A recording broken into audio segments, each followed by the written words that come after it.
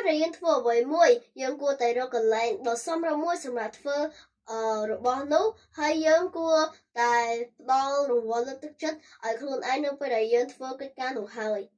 ជំរាបសួរតៃអូភូមិទាំងអស់គ្នាថ្ងៃនេះខ្ញុំមានប្រធានបទមួយចង់ចែករំលែកជាមួយតៃអូភូមិទាំងអស់គ្នាដែលតកតងនឹង4ច្បាប់ដើម្បី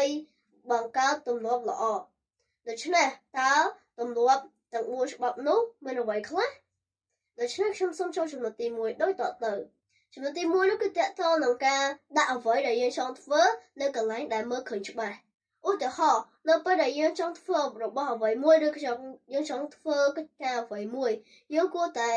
ដាក់នៅកន្លែងដែលមានពន្លឺច្បាស់ល្អដែលយើងអាចមើលឃើញច្បាស់ល្អយើងមិនគួរមើលកន្លែងណាងងឹតនោះទេពីព្រោះអាចធ្វើឲ្យយើងមានកំហុសឬក៏អាចធ្វើឲ្យយើងសរសេរឬធ្វើកិច្ចការនោះមិនសូវល្អនោះទេចំណុចទី2នោះគឺតកតនឹងការភ្ជាប់វាជាមួយអ្វីដែលអ្នកសប្បាយចិត្តនៅពេលដែលយើងធ្វើកិច្ចការអ្វីមួយបើសិនជាឧទាហរណ៍ថាយើងចូលចិត្តស្ដាប់សំឡេងចាបឬក៏យើងចូលចិត្តមើលបរិយាកាសខាងក្រៅចឹងយើងគួរតែធ្វើការងារយើងនៅខាងក្រៅយើងមើលបរិយាកាសបណ្ដាយើងធ្វើកិច្ចការងាររបស់យើងបណ្ដានេះគឺពេលយើងភ្ជាប់អ្វីដែលយើងចូលចិត្តជាមួយនឹងការសិក្សារបស់យើងទាំងពីរដែលធ្វើឲ្យយើងមានអារម្មណ៍សប្បាយចិត្តនឹងការធ្វើកិច្ចការនោះផងដែរបីនោះគឺតកតនឹងការធ្វើកិច្ចការណាដែលងាយស្រួលមុននៅពេលដែលយើងធ្វើកិច្ចការណាមួយយើងគួរតែធ្វើចំណុចណាឬក៏កិច្ចការណាដែលងាយស្រួលជាមុនសិនបើសិនជាយើងចាប់ផ្ដើមជាមួយកិច្ចការណាដែលលំបាកយើងនឹងប្រើពេលធ្វើ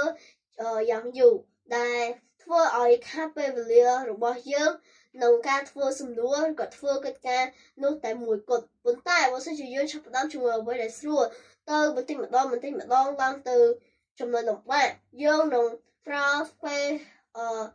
តិចជាងការធ្វើ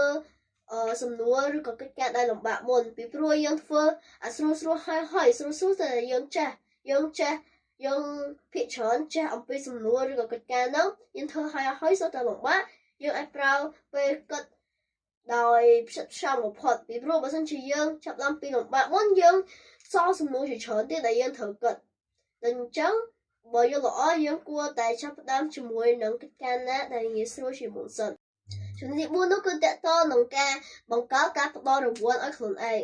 ពាក្យថាបង្កើតការផ្ដល់រង្វាន់ឲ្យខ្លួនឯងគឺការផ្ដល់រង្វាន់ឲ្យខ្លួនឯងនៅពេលដែលយើងធ្វើកិច្ចការនោះហើយឧទាហរណ៍ថាយើងធ្វើកិច្ចការហើយណាមួយយើងគួរតែមានចិត្តសប្បាយរីករាយយើងគួរតែផ្ដល់រង្វាន់លើកទឹកចិត្តឲ្យខ្លួនឯងដូចជាការដើរលេងការទិញរបស់ញ៉ាំឬក៏ការលេងសប្បាយលេងហ្គេមឬក៏លេងមើលទូរទស្សន៍មើលទូរស័ព្ទឬក៏ធ្វើអីក៏បានដែរឲ្យយើងសប្បាយចិត្តនៅពេលដែលយើងធ្វើកិច្ចការហើយជាការលើកទឹកចិត្តហើយជារង្វាន់ដល់ការធ្វើកិច្ចការដ៏ល្អរបស់យើងដូច្នេះការដាក់អ្វីដែលយើងចង់ធ្វើនៅកន្លែងដែលភ្លឺសម្រាប់ឲ្យយើងមើលបានល្អការចាប់ផ្ដើមជាមួយអ្វីដែលងាយស្រួលការផ្ដល់រង្វាន់លើកទឹកចិត្តដល់ខ្លួនឯងនិងការភ្ជាប់កិច្ចការដែលយើងធ្វើនឹងជាមួយអ្វីដែលយើងសប្បាយចិត្តនេះជាច្បាប់ទាំង4ដែលធ្វើឲ្យយើងមានទម្លាប់ល្អក្នុងការសិក្សាក្នុងការធ្វើការងារជាដើមអញ្ចឹងខ្ញុំសូមអរគុណតែអូភូមិទាំងអស់គ្នាដែលបានទស្សនាវីដេអូរបស់ខ្ញុំពីដើមដល់ចប់ខ្ញុំសូមអរគុណខ្ញុំសូមជម្រាបលា